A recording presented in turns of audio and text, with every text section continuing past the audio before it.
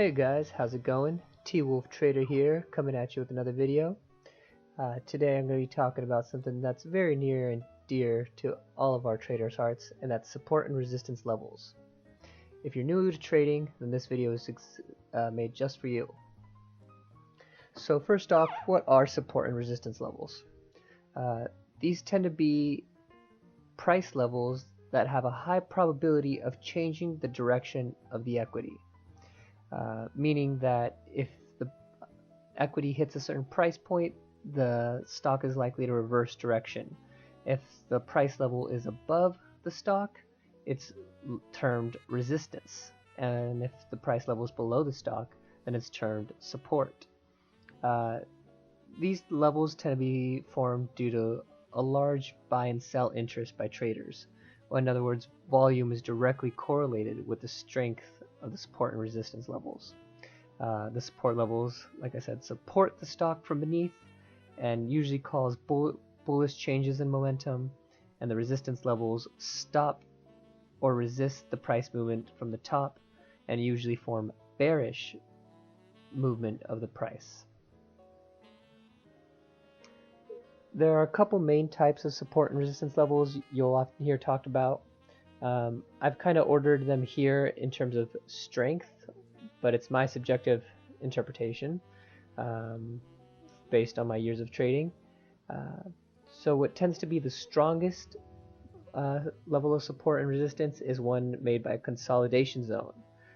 If you don't know what consolidation zones are, I'll be going over that in another video, but I find that these tend to be the strongest forms of support and resistance. Closely followed by previous highs and lows. We can see in this chart up here that this is Amazon's chart back from 2006, blast from the past, that when the chart hit this high price point of 39, this formed a resistance level for the price. So it then ended up hitting it a second time and maybe even a third time in the future. The moving averages also form support and resistance levels. These tend to be the 20, the 50, the 100, and the 200, and we'll see some examples of that in a second. But these tend to actually form more of what are termed trend lines rather than flat support and resistance levels. But the only difference is that trend lines are support and resistance levels with a steep slope to them. So I've drawn here this dashed dotted line, which would look like a support resistance level, but it's at an angle. Whole number price points are another S&R level, such as 30, 31, 32, 33, 34. These whole numbers tend to be places where the stock could reverse, and that seems to be more applicable to penny stocks rather than the blue chips, but something to keep in mind. There's another thing called Fibonacci levels.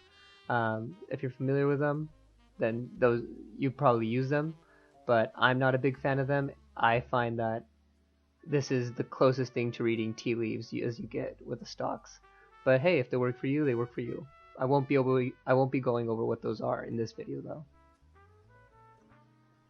though. So my experience with support and resistance levels, a quick summary. It's not a hard science. It just presents a high likelihood of changing the direction of the stock.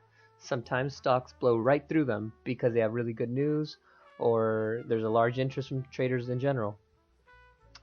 Support and resistance levels tend to be more price zones rather than strict price levels. So there's an area of resistance or an area of support is what I like to call them when I'm trading. When you have a confluence or overlapping of multiple S&R types, you make a stronger level. So if you have a moving average coupled with the consolidation zone, that's going to be a very strong support and resistance level. And this is just because there's a lot of traders looking at that price level, and they're adding it, and they're adding it, and they're adding it, and it's causing the stock range usually to consolidate a bit there. It's useful for defining stop loss and stop limit levels.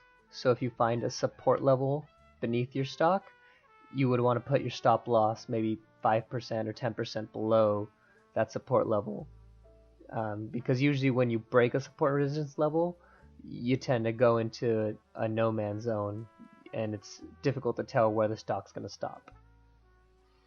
Um, Stronger levels tend to occur on higher time frames. So if you're looking at the daily and you're looking at moving averages on the daily, those are going to be much stronger than the moving averages on the hourly charts. And this is just because more volume is being traded on higher time frames. So that makes, like I said, for stronger support and resistance levels. Now let's go look at an example of drawing these on a chart. So here we have my trading view platform. On here I have the 50, the 100, and the 200-day moving average for AMD. AMD is a highly traded stock, so I like this one because it tends to respect support and resistance levels very nicely.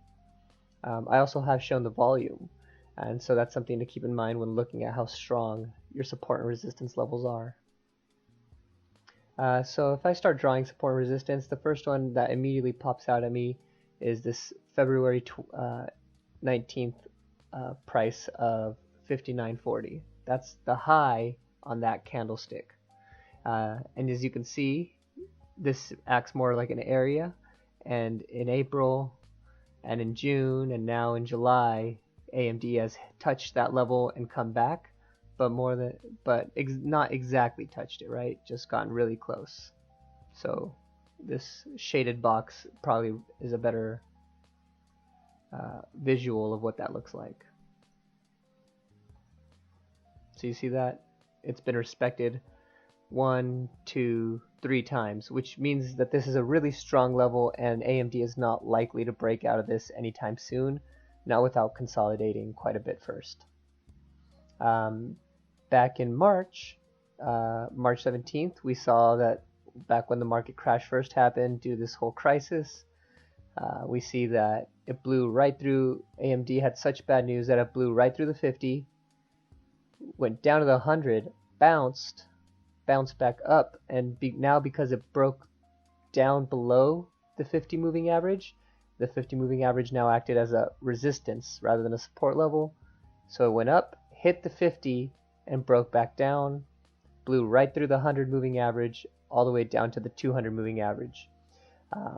In general, stocks don't break down below their 200, especially these blue chips. I haven't seen it, but not saying it's impossible, just saying that the 200 is a very, very strong area of support. We see that the stock bounced off the 200 and went right back up, blew through the 100 and hit the 50 and bounced off the 50 going down. At this point, the 100 started acting as somewhat as a support area, and we went back up all the way until we hit back up to the 58. So you can see that that ended up being this resistance level on the top. If I was drawing more support levels, I would say that this $49 area would be another good support area.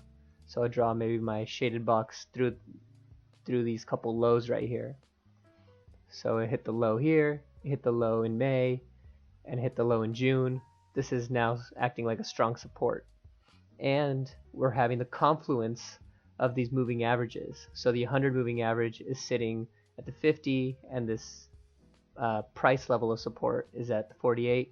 So any adds in here, maybe I would start adding the stock in this region here, just because there's such strong support from a confluence of factors in this area.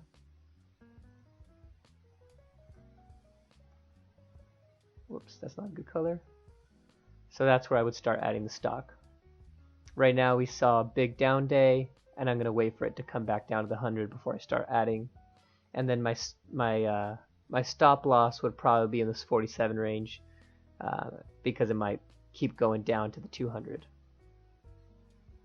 So that's just a quick look at these support and resistance levels, and how I use them in my trading. They allow me to define good entry points and good exit points when I'm looking at charts. Alright, so hope that was helpful, hope that was informative. If there's something else you'd like to see in one of my videos, feel free to drop me a line and I'll try to get around to it. Alright, thanks guys.